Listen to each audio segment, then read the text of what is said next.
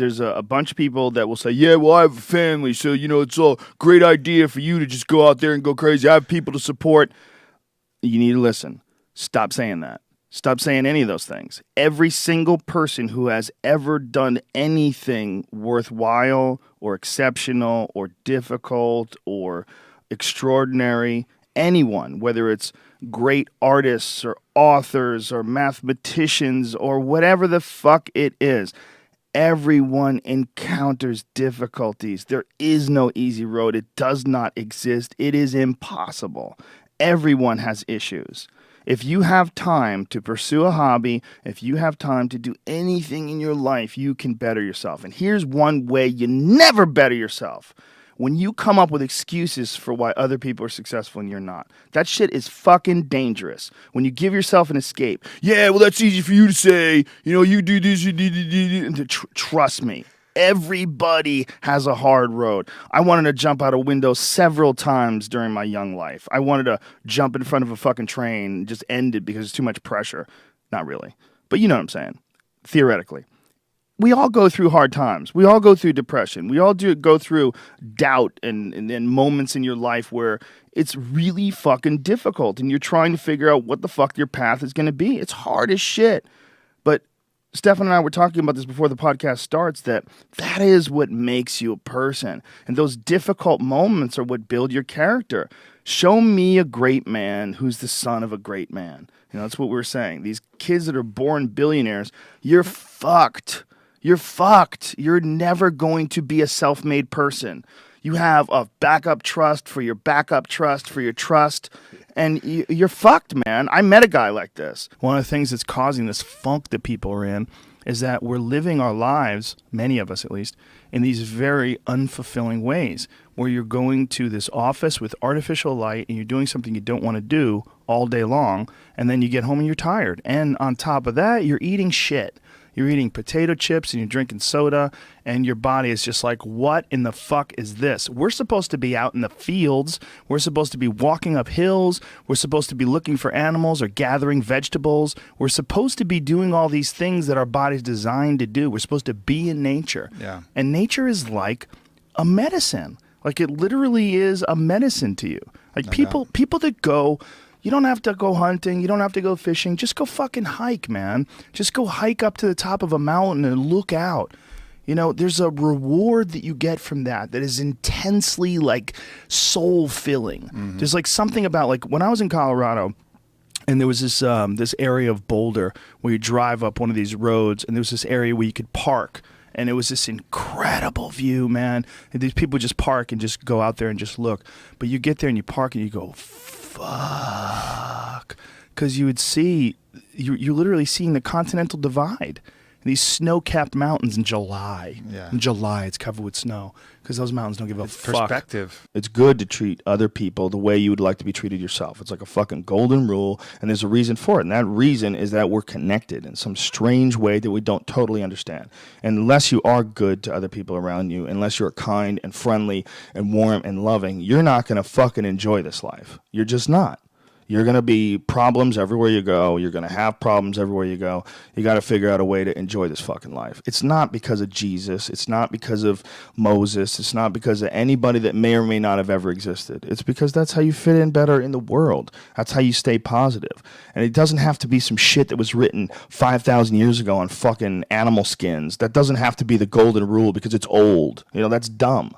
We need to figure out, like, now, today, what is, the best way to live your life? What is the, there's got to be ways you can be putting forward the most positive energy. I mean, we know objectively what's causing pollution. We know objectively what's causing birth defects and we're taking in too much chemicals and not enough vitamins. We know objectively all this stuff. We know how to organize our world, and yet we don't do it. We know how to organize our health, and yet very few people do it. We know all these things. The right path to, like, being like a happy, healthy person is to do all the shit that we already know you're supposed to do. Take care of your body.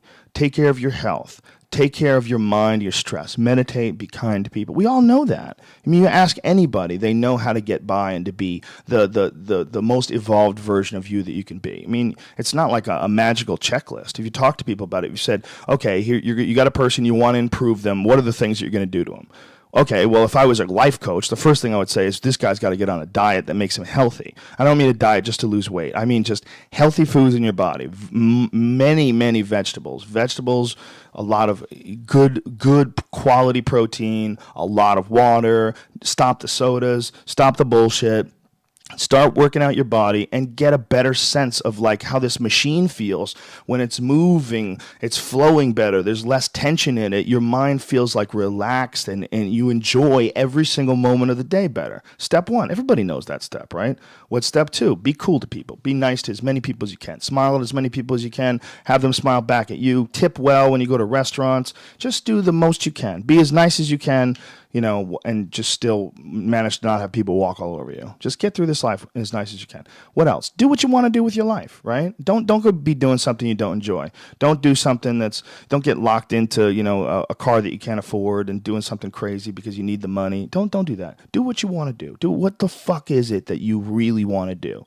Because if someone else is doing it, you can do it, I mean, everybody makes their own path through this world. But a lot of people don't follow the path that they really fucking feel pulled to. Just for whatever reason. They got negative programming. When they were kids, someone told them they couldn't do it or told them to take the shortcut or take the shore route. That's a sad thing, man, when you talk to dudes, especially like talented dudes, and they don't follow up with what they want to do, Be the hero of your own movie. If your life was a movie and it started now, forget about whatever financial disasters you've had, personal failures, relationship failures. What would the hero of your life's movie do right now? Do that. Do those things. We define ourselves far too often by our past failures. We look at our past and we say, well, that's me. That's not you. You are this person right now. You're the person who's learned from those failures, and you can choose to be the hero of your own movie right now. Write down your goals. Write down things you want to improve. Write down things you won't tolerate from yourself. Write down things that you've done in the past that you never want to see yourself do again. And go forth from here as the hero of your own movie. Build momentum. Build confidence and momentum with each good decision that you make from here on out. You can do it. Anyone can do it. We live in unique times. We live in one of the rarest times in human history where you can choose almost all the input that comes your way. Whether it's the movies that you watch, the books you read, the podcasts you listen to, you can choose to be inspired. Do that. Do that and be the hero of your own movie. And there's a lot of folks that live life on a cushy cloud of marshmallows and bullshit, and then one day something goes wrong. And I mean, that's why spoiled kids are so sad. Like a spoiled young boy is one of the saddest things ever. A young boy that becomes a man and can't take care of himself, and his dad has to keep on rescuing him. His dad has to keep on bailing him out of situations and giving him money. I've met guys like that, and that is a crippling affliction when they don't have the character themselves to be able to get by in life. They constantly need someone to help them and bail them out. Even as a grown man, I've met guys in their 40s that still need help from their parents.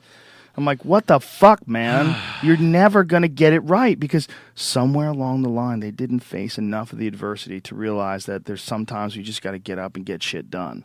There's sometimes where you have to fucking pull yourself up and you have to push forward even if you want to stay in bed.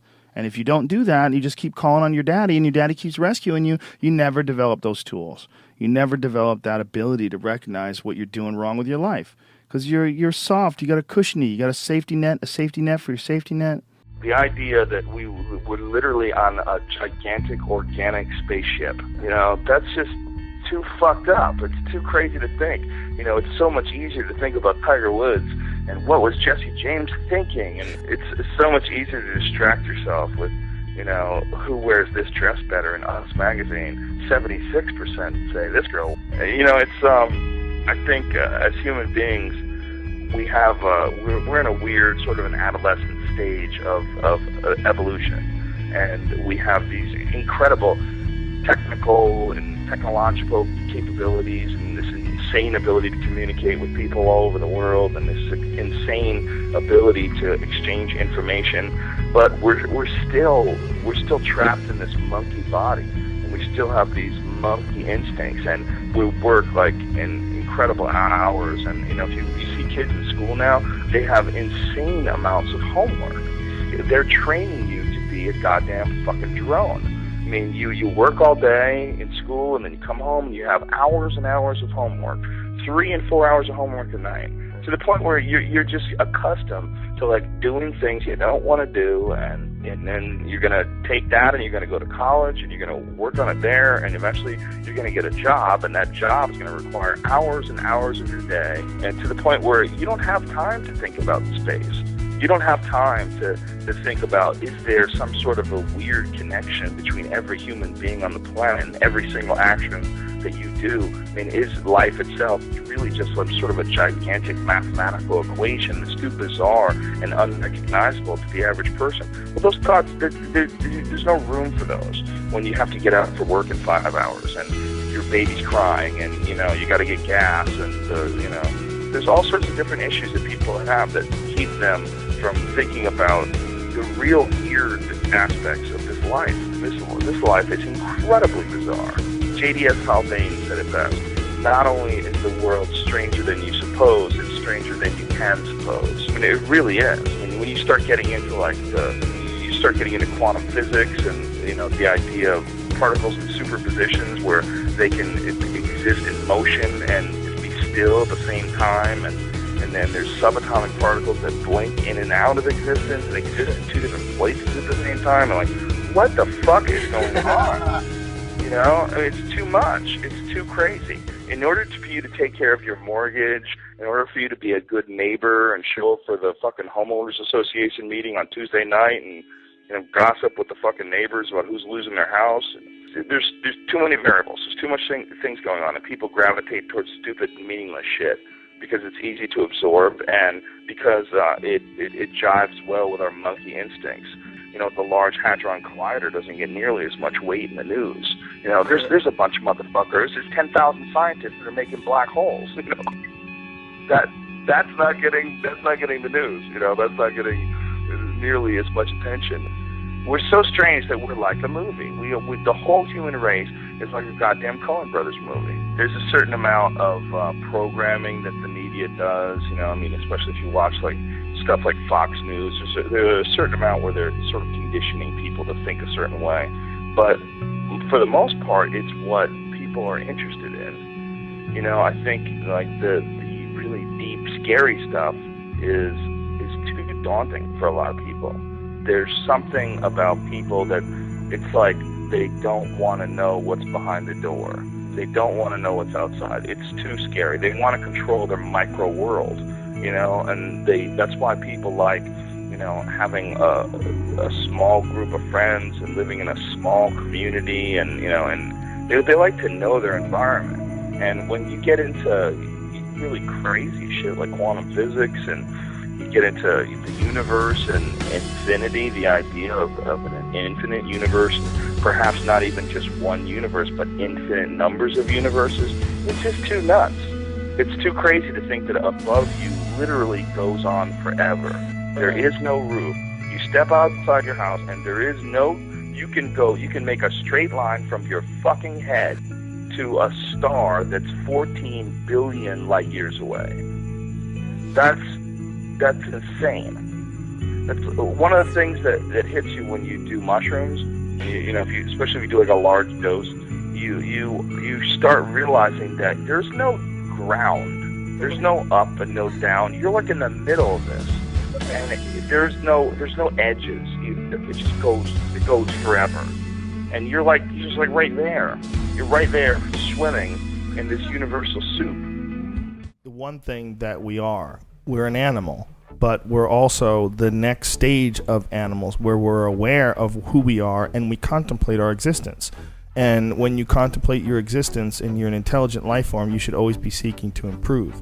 If you're always seeking to improve, the thing that you look at is like, what has brought me the most positive results? So it's kindness, friendship, the connection with human beings on a very positive level where you like build up like a trust, and you have warmth and friendship, and you root for each other, and you share in each other's bounty, and you build together. You know, that we all know inherently in our heads that kindness is like one of the best gifts you can bestow another human being, whether it's giving them food when they don't have any, or helping them out, or hooking them up, or doing something to help them, or being around them and complimenting them, whatever the fuck it is. We know that inherently that feels great, and we know it. We know that that's the next. We have to figure out how to use our resources together so that we can be like that all the time.